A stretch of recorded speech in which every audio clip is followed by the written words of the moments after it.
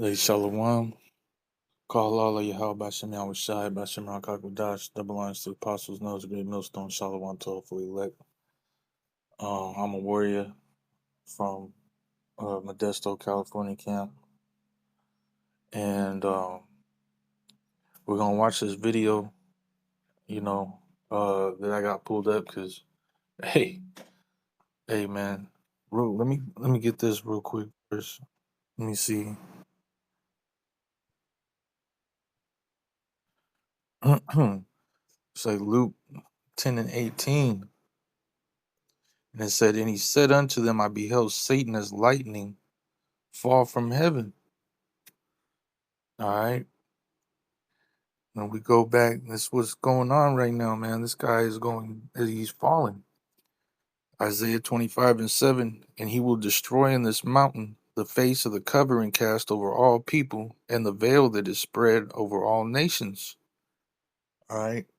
And what you see, and what you're gonna see, I'll play this video, is that America is losing its grip on it actually has lost its grip on the world to where even its own allies are turning their heads against this place and getting ready to destroy this place. All right. Which is Revelation. This is actually taking place right now. All right. Was it 17?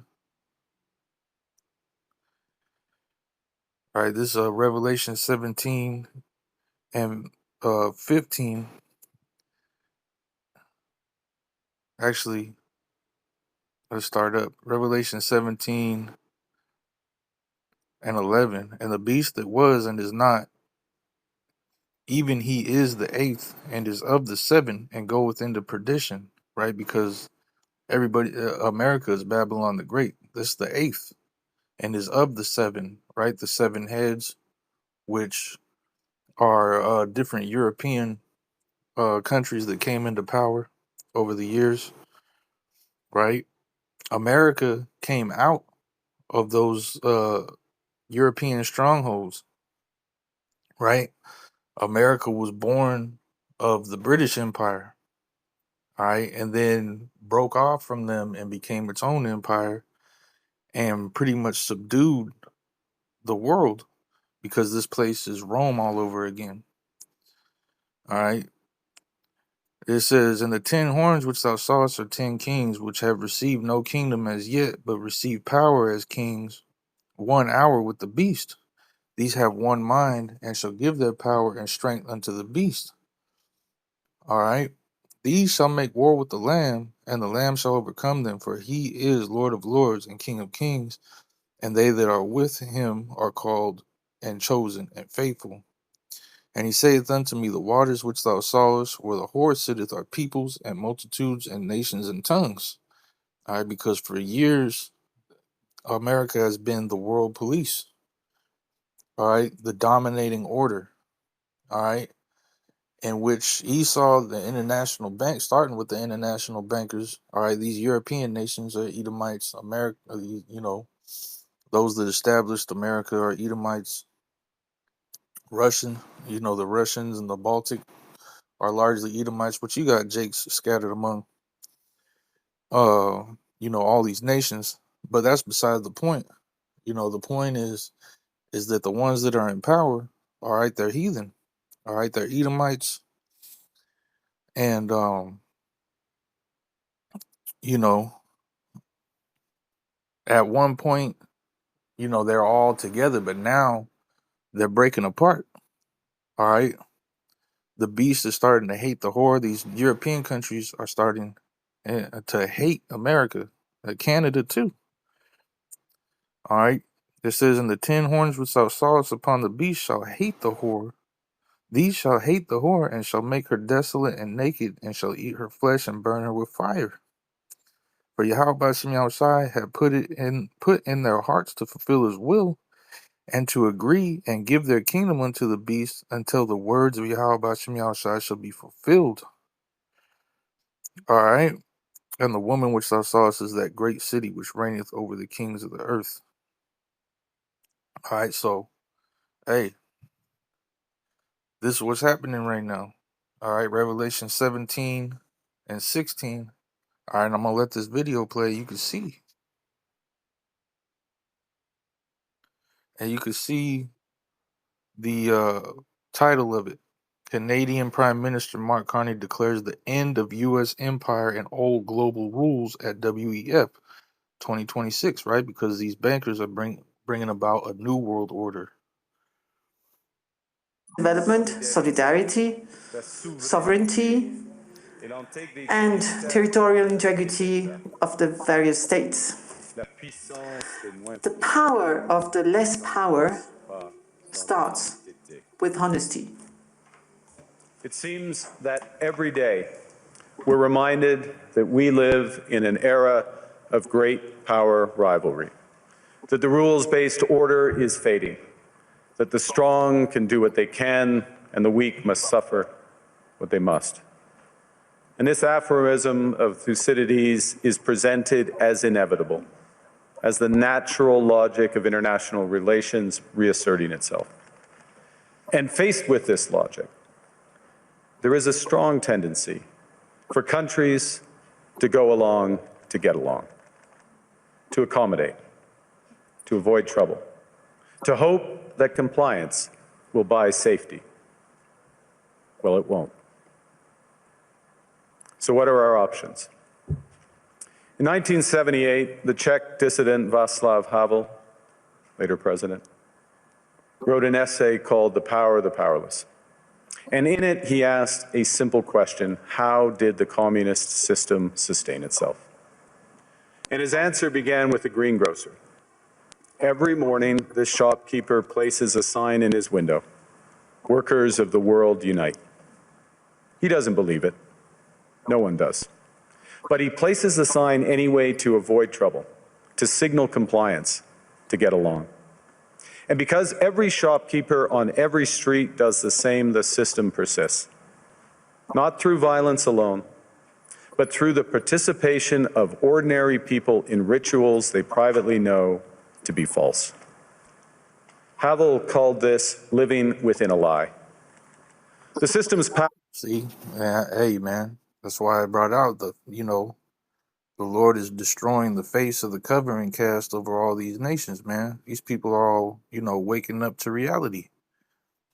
All right. And they all see that America is the problem. All right. You see Trump, they see him now as nothing more than a dictator and a bully. Talking about, oh, we got Maduro, this dictator. Well, America's been a dictator in the world for years now. All right. And what he's saying is that all these, these European countries have been just going along to get along. All right. Out of fear. But now, hey, as it says in the scriptures, let the weak say I'm strong. All right. Everybody is tired of American policy. All right. Power comes not from its truth, but from everyone's willingness to perform as if it were true. And its fragility comes from the same source. When even one person stops performing, when the greengrocer removes his sign, the illusion begins to crack. Friends, it is time for companies and countries to take their signs down. 4 decades. See, look, and everybody's clapping for it, man. Everybody's clapping because they want to dethrone the seat of America. All right. Everybody's tired of it, man. They're waking up to the bullshit that, this is the whore. It's a violent country. All right. America wants nothing more than to take your shit, and say, what are you going to do about it? So even Satan's house is divided against itself. All right. Even Esau is like, man, this is enough of this shit. See, Esau tired of him damn self, man.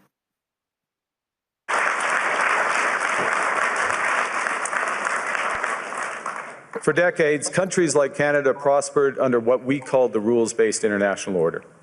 We joined its institutions, we praised its principles, we benefited from its predictability. And because of that, we could pursue values-based foreign policies under its protection.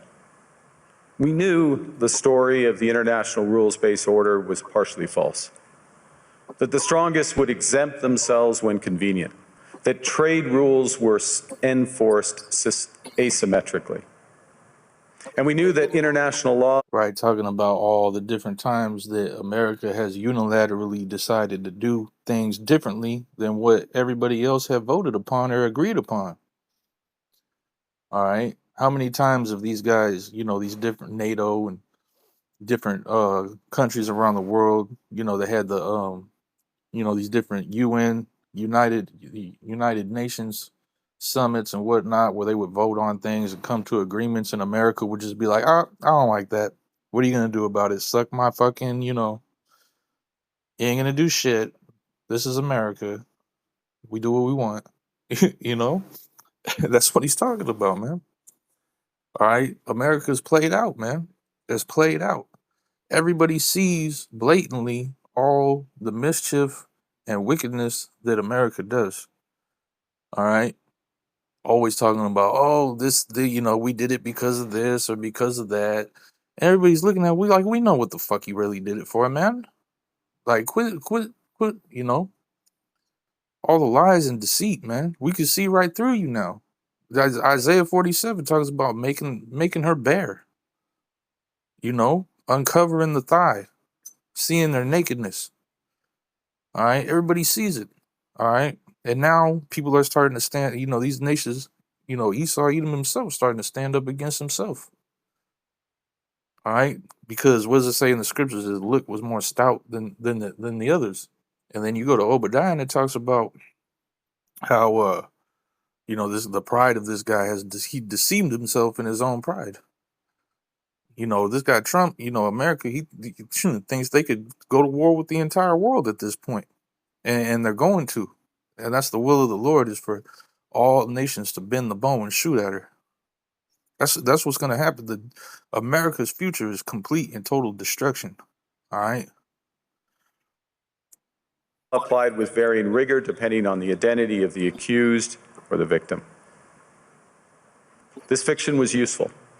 And American hegemony in particular helped provide public goods, open sea lanes, a stable financial system, collective security, and support for frameworks for resolving disputes. So we placed the sign in the window. We participated in the rituals. And we largely avoided calling out the gaps between rhetoric and reality. This bargain no longer works. Let me be direct. We are in the midst of a rupture, not a transition. Over the past 2 decades, a series of crises in finance, health, energy, and geopolitics have laid bare the risks of extreme global integration. But more recently, great powers have begun using economic integration as weapons. Tariffs as leverage, financial infrastructure as coercion, supply chains as vulnerabilities to be exploited.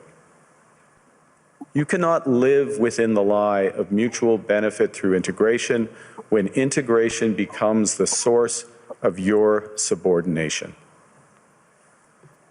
The multilateral institutions on which the middle powers have relied, the WTO, the UN, the COP, the architecture, the very architecture of collective problem solving are under threat.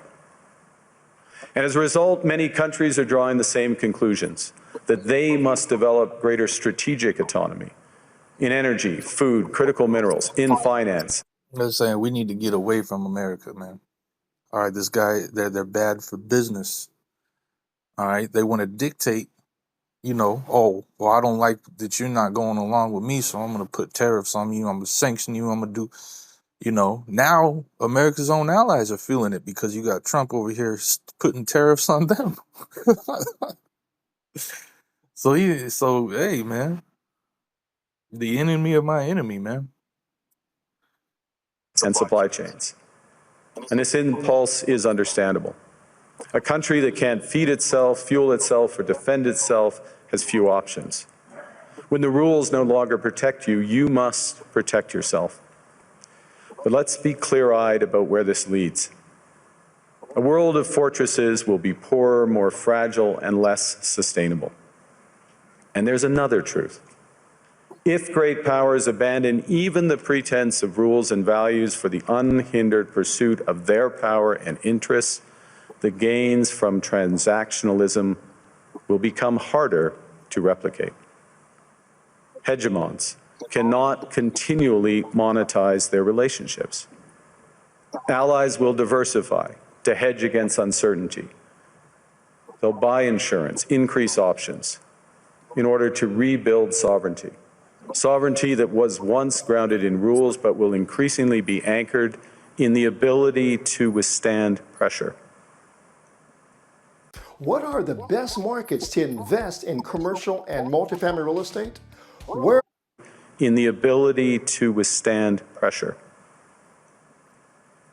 This room knows this is classic risk management. Risk management comes at a price. But that cost of strategic autonomy, of sovereignty, can also be shared. Collective investments in resilience are cheaper than everyone building their own fortresses. Shared standards reduce fragmentations. Complementarities are positive sum. And the question for middle powers like Canada is not whether to adapt to the new reality. We must.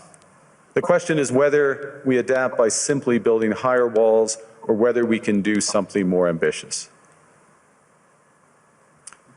Now, Canada was amongst the first to hear the wake-up call, leading us to fundamentally shift our strategic posture.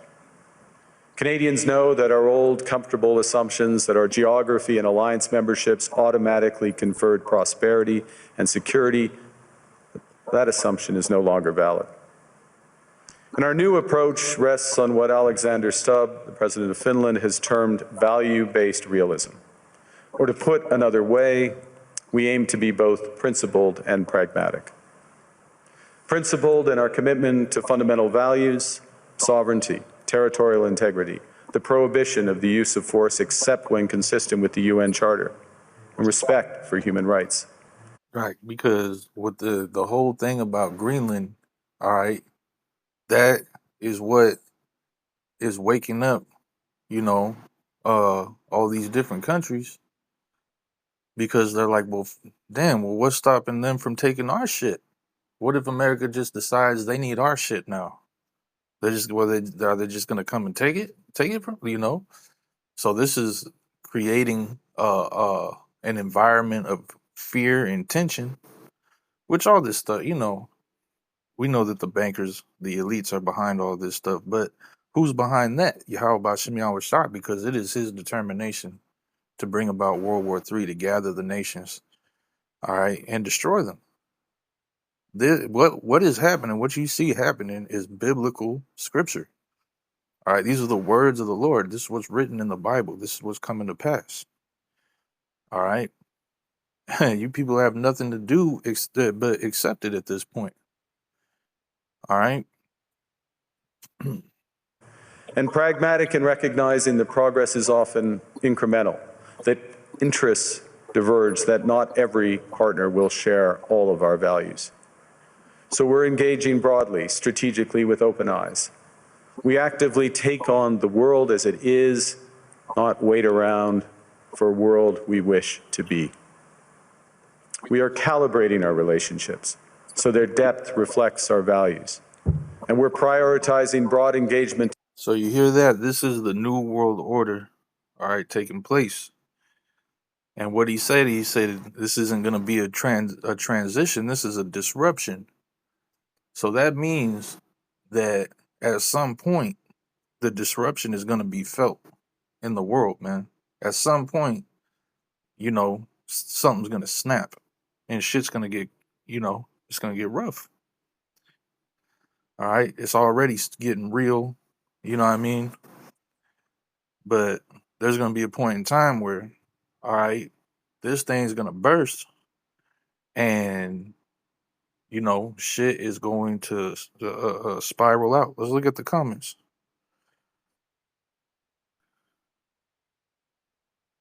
let's see. This has the feel of a historic speech, heroic speech. Let's see. Brilliant leadership. Britain should stand against bullies and not be a vassal state. All right. So, this a lot of these people, they agree. They don't understand what this is all leading to at the end of the day. All right, which it's all this stuff happening, these people, they still have it in their minds like things are gonna go on, like, oh well, it's just gonna be a different time or a different era, we'll go through, we'll get, nah, man. This is gonna be as it says in the scriptures, it's gonna be, this is the time of when all hell breaks loose. All right. When the weak nations say they are strong, you know, turn your plowshares into, and your pruning hooks into swords or weapons or something of that nature. Beat your plowshares into swords. You know, Ezekiel 38. Like, this is what's happening. These nations are realizing that they need to form new alliances and do things differently in the face of America. All right, being wicked and unreasonable. But hey, the Lord set it up that way. The Lord set it up that way. So with that, hopefully it's edifying. You see that this is that time, man. These nations are getting ready to go to war with each other. All right, you should hear of wars, rumors of wars. Great tribulation and anguish is getting ready to come upon the earth really soon. So with that, I give all praise, honor, and glory to Yahweh Bashem Yahweh Shai, Bashem Rakak Wadash, double honor to the apostles, and that was a great millstone. Shalom to hopefully elect.